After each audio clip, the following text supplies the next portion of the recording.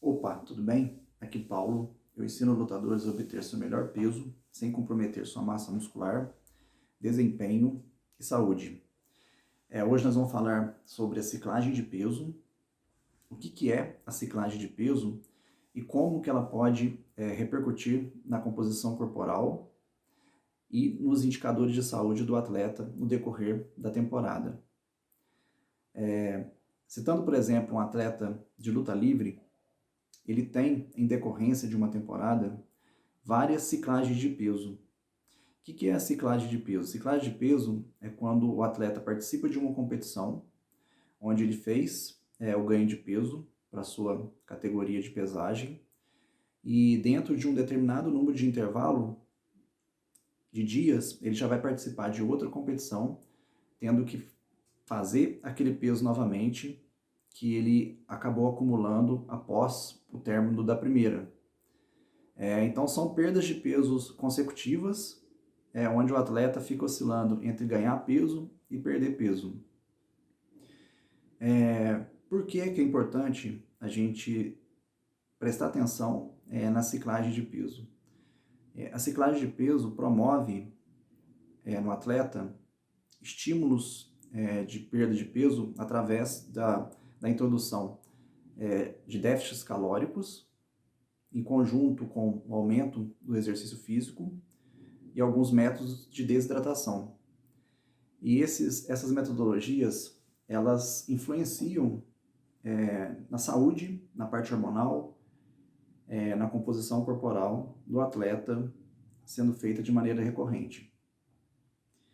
E a gente vai embasar nesse estudo de luta livre para a gente trabalhar a questão como que foi o comportamento do peso do atleta mediante a várias temporadas de perda de peso, ganho de peso, perda de peso, ganho de peso. Para isso, a gente vai analisar um estudo prospectivo que pegou como evidência atletas profissionais da categoria de profissional de luta livre, onde eles promoveram a sua metodologia para fazer o peso para aquela luta. E o que a gente percebe é que os atletas eles tinham como métodos predominantes a introdução da restrição energética, da restrição de calorias, a introdução de exercícios físicos e alguns métodos de desidratação. Para introduzir esse corte de peso, avaliou-se a última semana próxima à luta do atleta e pôde perceber que a maioria do ganho de peso aconteceu nas últimas 48 horas para a ocorrência da luta.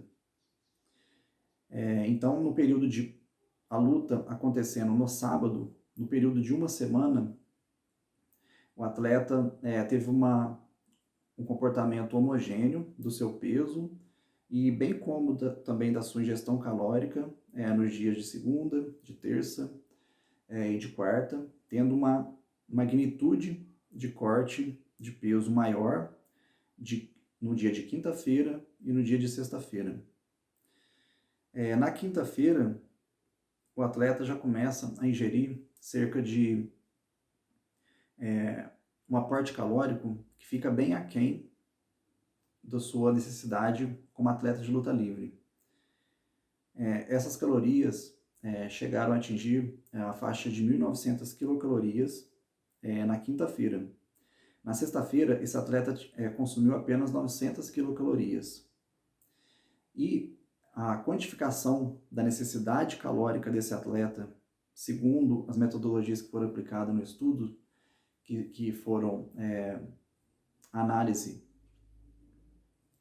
da troca de gás, né, do resíduo de gás carbônico e oxigênio, utilizando uma fórmula para estimar a taxa metabólica basal dele e considerando o fator atividade, que eram as atividades exercidas daquele atleta na temporada.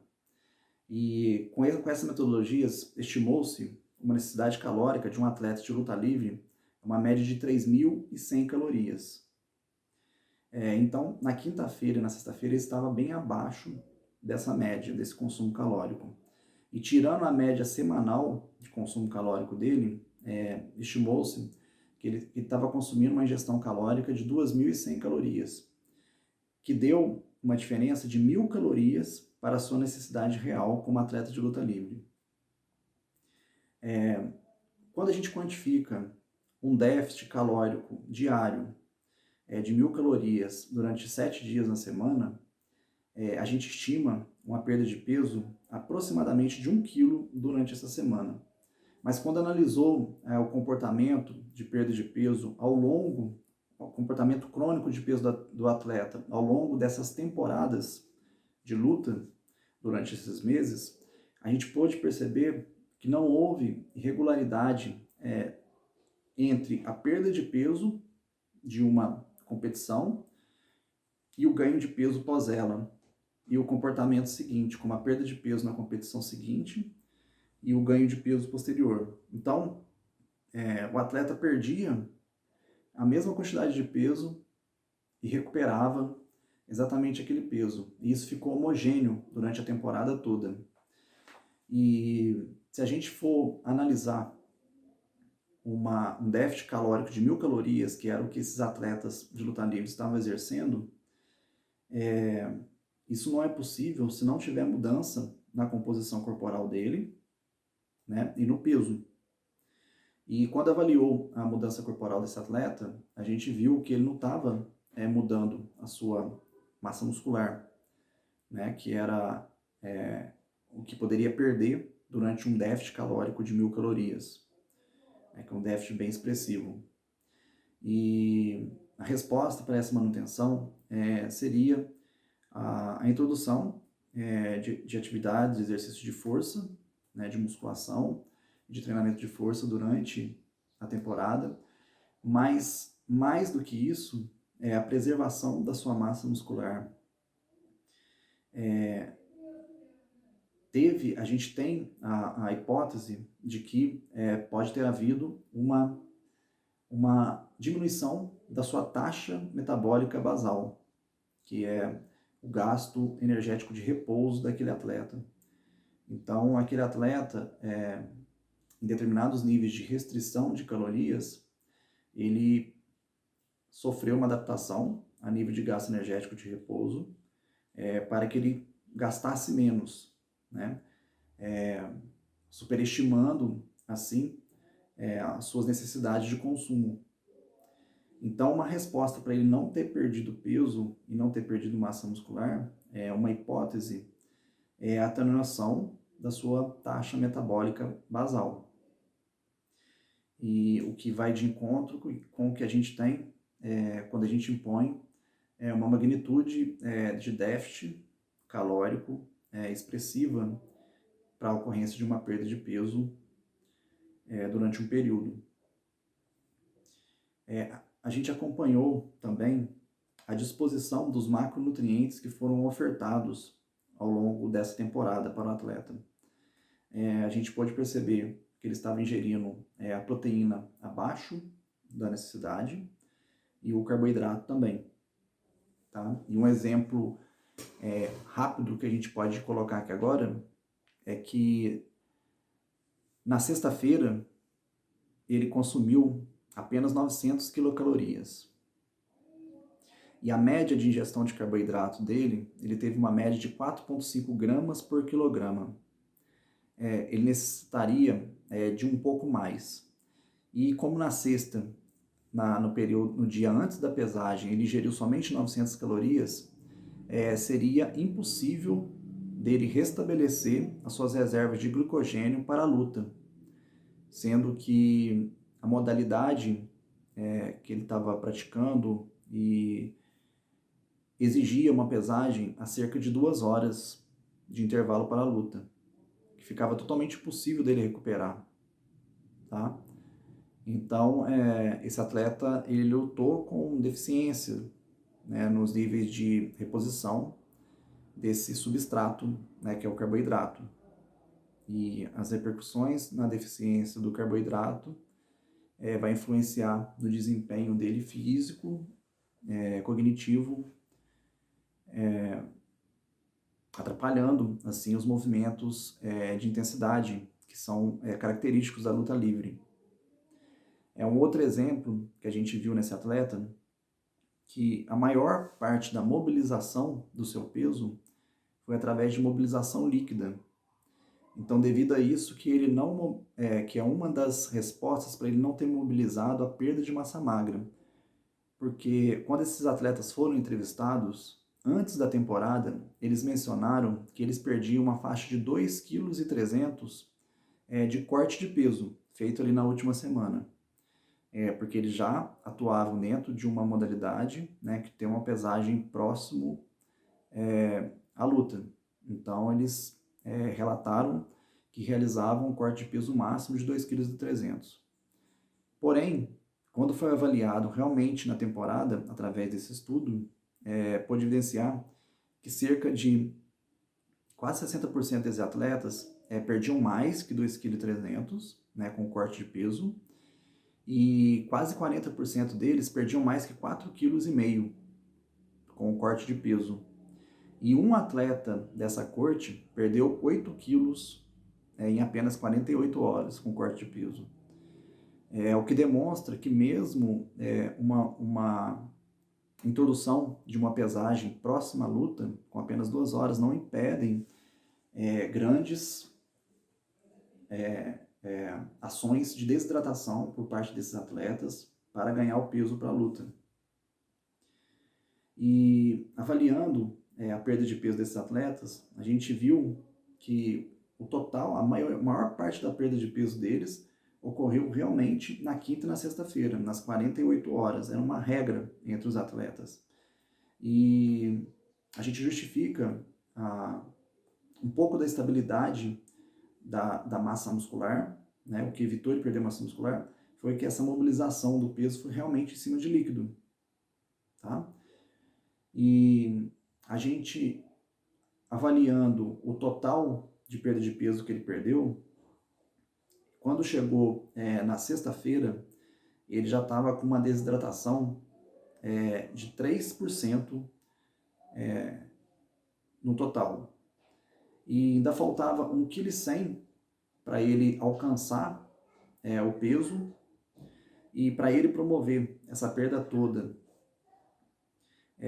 de corte de peso em cima, através do líquido, da desidratação, daria um total de 4,5% de desidratação nesse atleta, o que é acima dos níveis recomendados para afetar minimamente o desempenho ao longo da luta. E uma avaliação na ingestão de líquido, a gente tem uma média de ingestão de líquido na sexta-feira de 1 quilo, de 1 litro e 300 a 1 litro e 800, mais ou menos. E muito abaixo da necessidade desse atleta. O que pode avaliar, como que eles avaliam a necessidade hídrica desse atleta? Eles avaliaram cerca de 3 horas antes de uma prática, o atleta consumir 500 ml de água, cerca de 2 horas antes da prática, o atleta consumir mais 200 ml de água, durante 2 horas aproximadamente de prática, o atleta ingerir 2 litros, após a prática, o atleta recuperar a nível de 150% do seu peso corporal perdido naquela prática, né, através da água. E como manutenção base, o atleta consumir 3,7 litros de água, dando um total aí de 6 litros. O que mostra que o atleta estava muito abaixo da sua necessidade líquida. Tá? Então, quando a gente impõe uma perda de peso, uma rápida perda de peso, nós temos que a gente tem uma resposta a nível hormonal, né? com uma taxa metabólica basal, respondendo com um gasto menor de calorias, e nós temos respostas a nível de desempenho, porque esse atleta não consegue recuperar, né, nesse tempo proposto, as reservas de substrato, como carboidrato e líquido, para otimizar o seu desempenho na luta. E mesmo ele tendo uma modalidade que incluía um cuidado de pesagem de 2 horas para a luta, na intenção de promover metodologias severas de desidratação, mesmo assim foi comprovado que os atletas promovem essa desidratação excessiva. Por quê? Porque a grande parte, o maior motivo dessas ciclagens de peso com magnitudes de desidratação é justamente porque o atleta não é acompanhado ao longo da temporada. Ele estabelece o seu peso para a primeira apresentação e após isso não tem esse controle do ganho de peso dele pós-luta e posterior corte. E uma investida que os profissionais consideram para amenizar e deixar mais equilibrado a disputa seria colocar uma dosagem da densidade da urina e da osmolaridade da urina do atleta antes da luta, permitindo que ele lute somente se ele tiver com um número mínimo, um aspecto mínimo de desidratação, tá? Que seria uma osmolaridade da urina acima de 860 milimols e uma densidade da urina menor igual a abaixo que 1021.